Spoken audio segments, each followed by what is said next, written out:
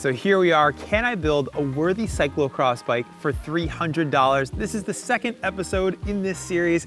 And the truth is that this bike's been a lot of work to clean up, but it's been very satisfying. To recap, I went down and saw my friend who's an auctioneer, JD. He hooked me up with a pretty beat up Fuji Touring Series bike. It came from a university auction. He picked it up on the cheap and then he sold it to me for $200. He's hooked me up with quite a few things to get me out the door, but I needed some additional parts. Those parts have all finally come in, and now I'm gonna try to finish this bike off today and get some first impressions.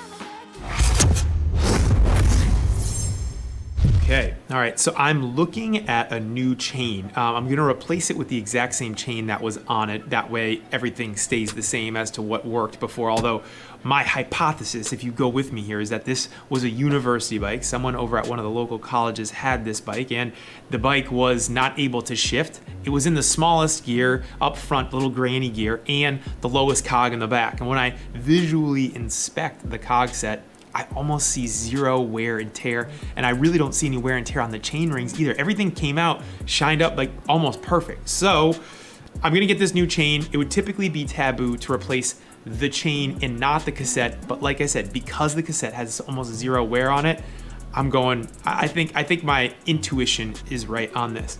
I'm also gonna ride down and pick up a pair of wider handlebars because I'd really like to have something that's 42, and my man JD, who I got the bike from, said that he would just throw them in. So I'm really excited because that keeps my budget down. So at the moment, this chain was only $13.27. It'll be here tomorrow. And so I'm still currently $213.27 in, although I do have pedals and tires to go, which are two kind of high ticket items. So yeah.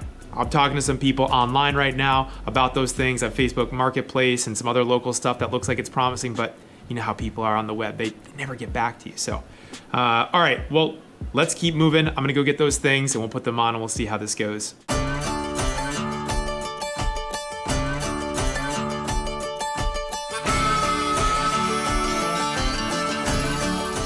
right, making my way over to JD's house to pick up this 42C bar. Pretty excited because that means I'm gonna be one step closer to getting this bike completed. I think I've got somebody that can hook me up with these pedals as well, but I just wanted to show you guys the route that I was taking over.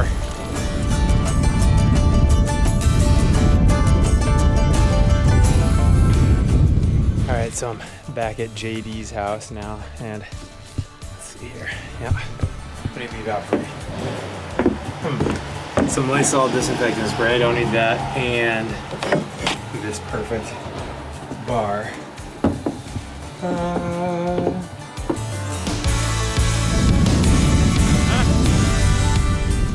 All right, we got the bar. One down, 3 to go.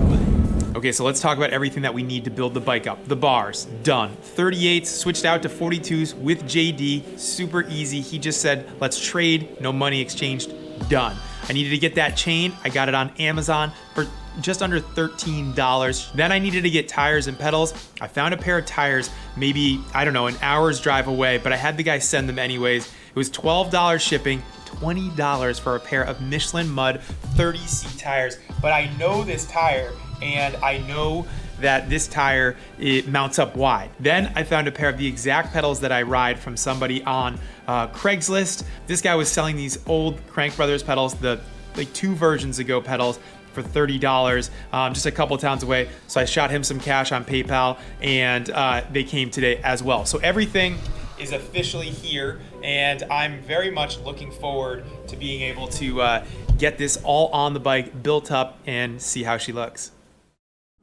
All right, we've had some packages just sitting out in quarantine out on the front steps waiting for this moment. Everything's officially here, so let's check out what we got. Ta-da! So this has got to be the pedals. Nope, this is the tires.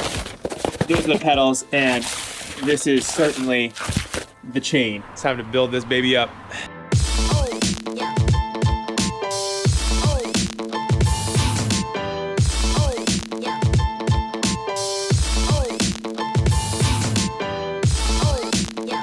All right, so we're gonna first start by taking these shifters off. Getting these new bars all installed. These come off super easy because I didn't put them on real tight. I was hoping that I was going to get them off. So there we go, the second one going. But I did leave these cables long so that I was able to easily take these bars and switch them out. You know, with this type of bar, unlike what you would traditionally see nowadays, you do have to kind of come wrap it around and get it through there. This is an amateur mistake that I'm already on right here, but I've got it. Come on. There she goes. I guess shout out to the person that thought up the idea to make the stems have a faceplate that comes on and off. Just a little bit of elbow grease. Come on. There we go. Hey, let's put on this one. It's definitely come off on this side last time. You can see the marks, the same ones that I'm making, the way that it went back in the day. Come on, let's get it going.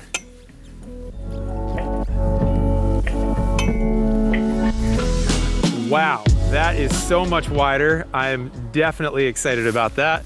That was easier than I thought. With the cyclocross hoods, you know we need them to go up a little bit. So this is gonna be non-traditional in what I'm actually want it to do. So I think I'm gonna leave them a little bit up, right around there. Let me just get the look on that. Yeah, I think so. I think that's where we want them. Now we're just gonna start to put these shifters on. Okay.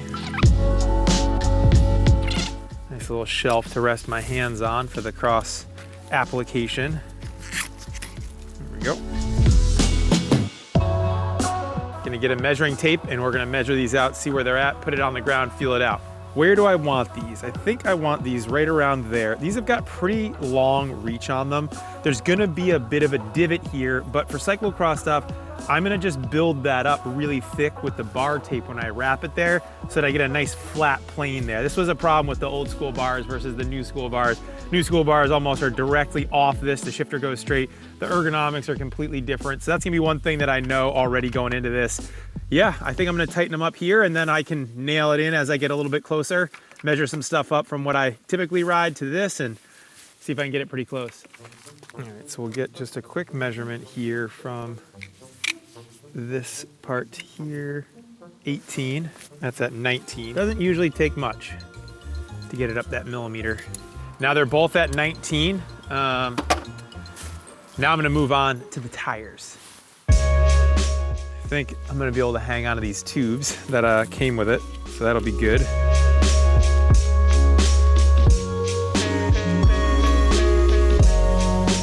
So this one's done, and this is looking like it's a perfect cyclocross tube if I'm honest. I'm just gonna get this rear wheel pulled off. I'm gonna set these tires up. The tubes that were in those tires to make sure that they don't have any leaks in them. And so far, I've been able to do that other one and I've had nothing. Let me get these mounted up now. Anytime I'm putting something on that I'm gonna ride real hard, I wanna make sure that I give it a once over as you would. Doesn't change where we put the logos, always put the logos at top. So that way we know if we get a pinch flat, kind of where it is. Okay, those popped right on, no problem. All right, one down, one to go.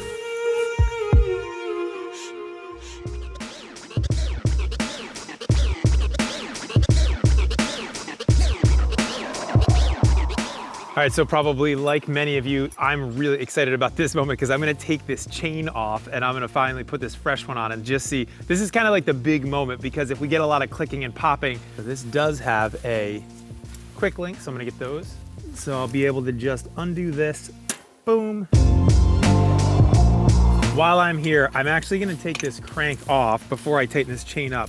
And I'm going to do what no one would have thought of. I'm gonna take off that granny gear because I don't need it and because I think that I'm gonna basically reconfigure the front derailleur to not throw down to that smallest cog.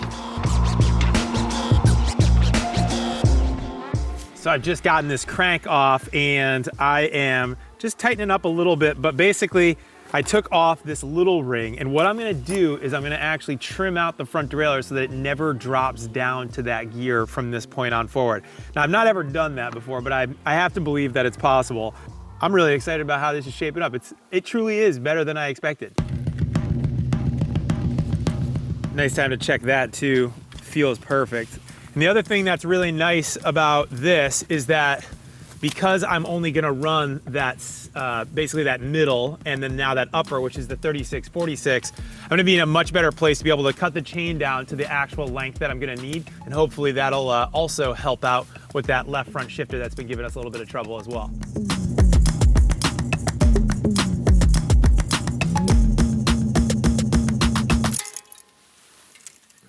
All right, team, well, good news, bad news.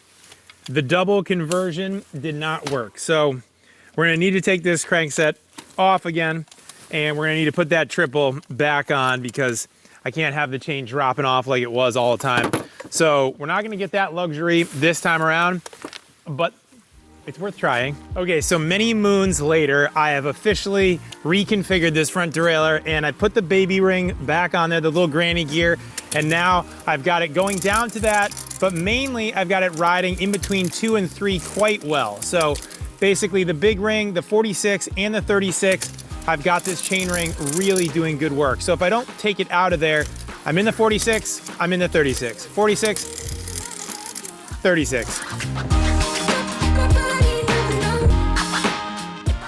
So this is a tool that I've had in the garage that I have not had to use in a while, but the old pedal taker offer here, the Park Tool pedal. Oh, let's see here. What is this thing called? This is called the PW3. So you can just roll these off. All right, I love you all. I've got to put this on the ground. Okay.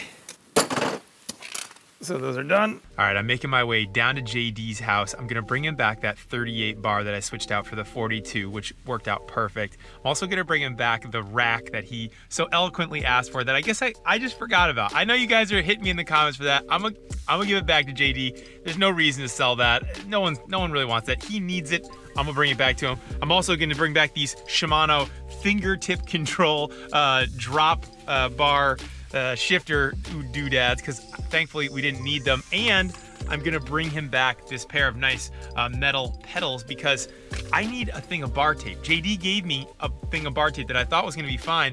He totally skunked me. It was actually half a roll, so he feels bad. He has some black physique bar tape that he's looking to get rid of anyways. So I'm gonna head down there. I'm gonna switch these things out. I'm gonna pick up that bar tape. All right, I'm back at JD's house and I'm about to drop off all this stuff. The pedals, the bars, the rack, and these little shifter ends here.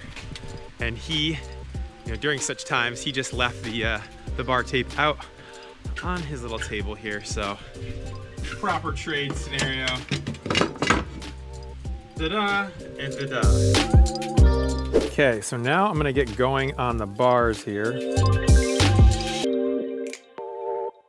Just to be symmetrical, 3-3. Okay, so for anyone that was wondering what's going on right now, this, when I've now locked this all up and taped it, I've realized that I've actually messed up how I've rigged this cable. So I've got to pull this cable out to be able to go underneath this one here.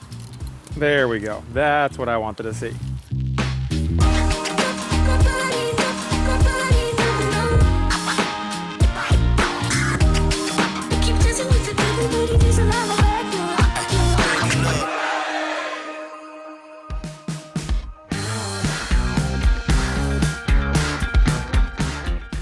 This machine is starting to look and feel like a true cyclocross machine, and I'm pumped. It really does look the part. The leaves are falling. This bike's ready to go. It's ready to do the job.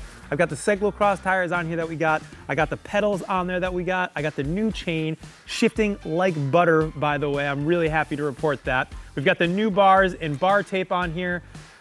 Whew, it was better part of an afternoon for me to put all this together and get all this situated, but I'm really happy with how everything come out. Everything feels great, and I'm gonna go inside, I'm gonna have some dinner, I'm gonna wake up first thing tomorrow, I'm gonna get some first impressions of this bike and give you a walkthrough of everything that we've got on it. See you in the morning. All right, so I'm really excited because I'm gonna be heading out on this machine. It's all locked in. I got the fit nailed, I've got everything done on it. I've got the chain degreased. I even trued the wheels and went through one of the front bearings. It was a little bit soft, so I had to go in, re-grease and repack that one. But this stuff is so easy to work on from back in the days that I had all the cone wrenches and everything that I needed. and now we're ready to go out and tear it up. And I have a lot to say about it. So far, if you can't tell, I got a pretty big smile on my face. It's been fun.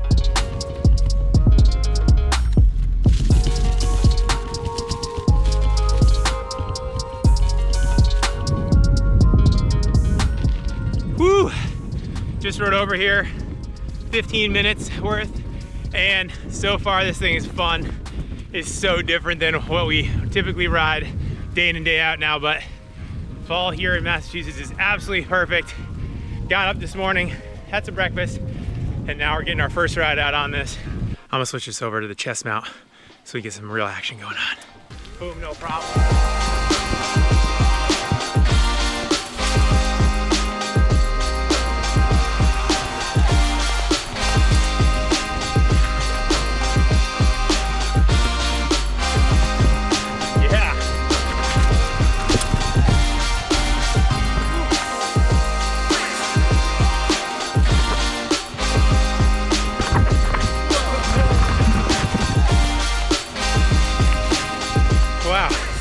That was super fun.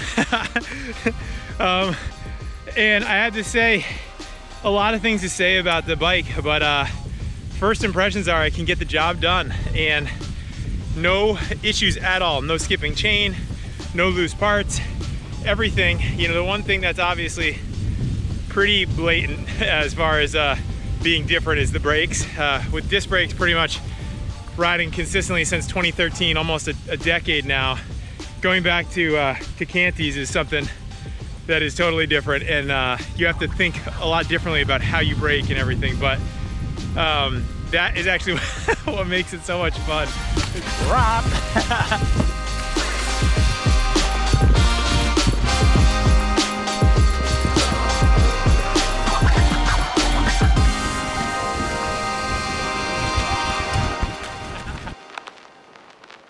All right, so let's have a quick look at this Fuji Touring Series. First of all, the thing that I think is very interesting is that this has true temper chromoly double-butted frame tubes on it, which were made in the USA.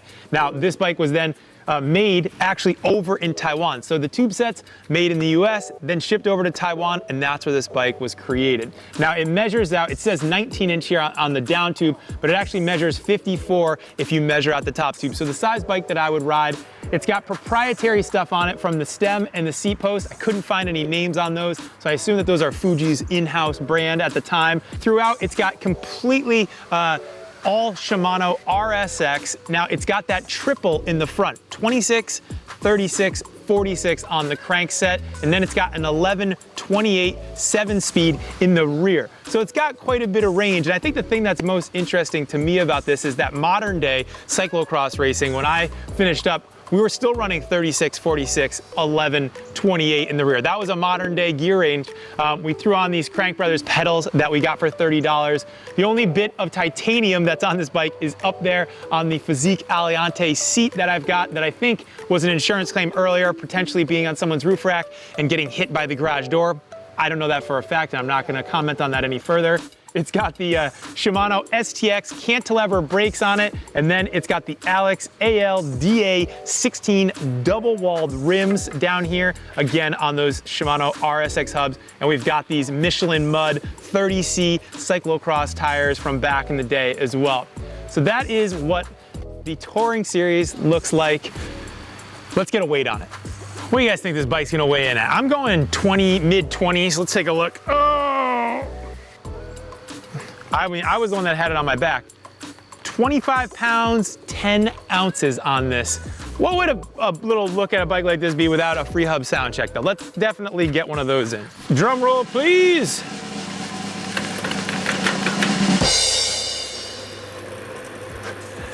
This sounds buttery smooth, no free hub to be heard really, other than the thing that I hear is the rim not hitting the brakes because I trued the wheels and I repacked the bearings with fresh grease, so I'm pretty stoked about that.